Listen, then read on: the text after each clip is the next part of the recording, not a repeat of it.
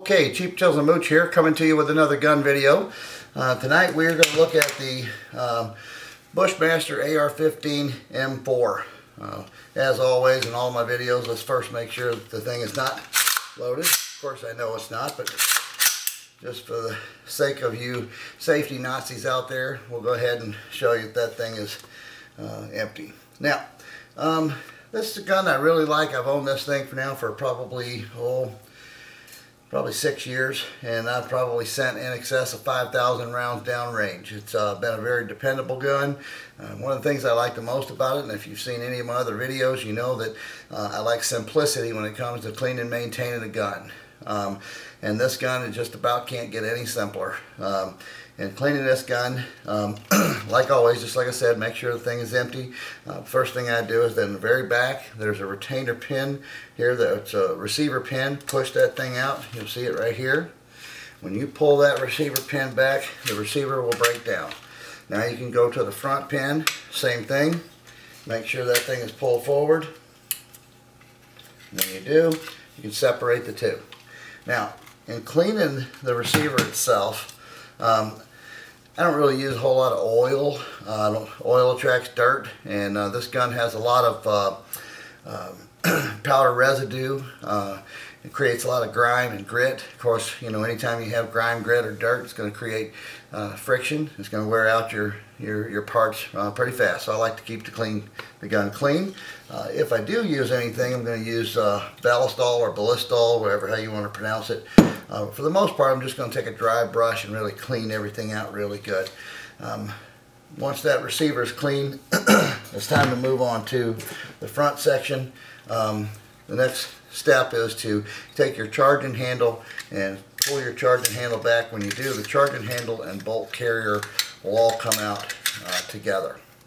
At that point, you can just take the regular gun cleaning kit, clean everything up, clean the, obviously the inside of the barrel, make sure any moving parts are cleaned. And again, I don't really lubricate them a whole lot. I will wipe them down with something like Ballistol, but I just no real excess oil. Now, disassembling the bolt carrier, again, it's just as simple as can be. Right here on the side, there's a cotter pin. BushMaster calls it a firing pin retainer pin. To me, that's saying pin just too many times. But anyway, we'll take our cotter pin or cotter key, take just about anything, and pull this, get this thing started popping out. Once you get a hold of it, pull it out. Now, one thing I can suggest is do not clean your gun, at least this particular gun, while it's really hot. A lot of times when you pull this cotter pin out, if it's extremely hot, it tends to separate, makes it a booger trying to go back in. I usually keep a couple of these extra. Of course, sometimes you have to clean the thing when it's still hot. If you're out in a situation where you need to break the gun down and clean it really fast, you just have to do what you got to do. But I just always try to let it cool down a little bit before I take it completely apart. Once you pull that cotter pin, then your firing pin will just slide right out. Clean that thing down, wipe it down really good. Now you want to take the bolt, slide the bolt forward. This is your bolt cam pin. Turn that thing 90 degrees just like that and pull it out. Once that thing is out, now you can actually take the bolt from the carrier, wipe everything down.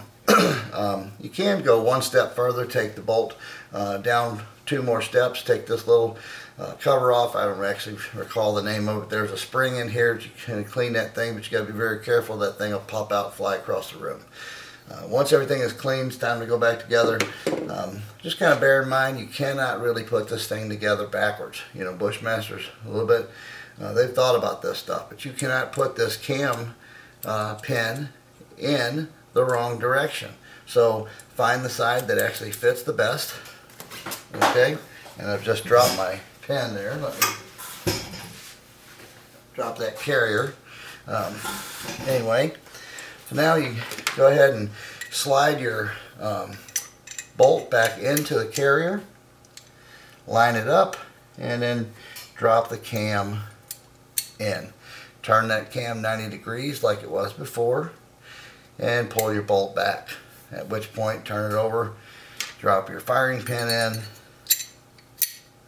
and then put in what they call firing pin retainer pin, or I call just old cotter key. Again, you know, you want to make sure that this thing is all the way back together. Sometimes that booger is just a little tough going back in. Now, before I slide it back into the top half of the receiver, I want to go ahead and push this thing forward. I'll start out by putting your charging handle back in just a little. And you feel it kind of snap in place. Take your carrier and slide it in right on top as well. Now you will, you gotta remember what I said, you got to pull this thing forward and then it'll go in. Now slide the whole thing in, you'll hear it snap in place. Now you're back together and ready to put it back onto the receiver. Put your pin back in, line it up, drop the receiver, push your pin back in, and you're back set to go. Now, I saw a video of an 8-year-old girl who took this thing apart and put it back together in under 60 seconds, and I applaud her for doing so.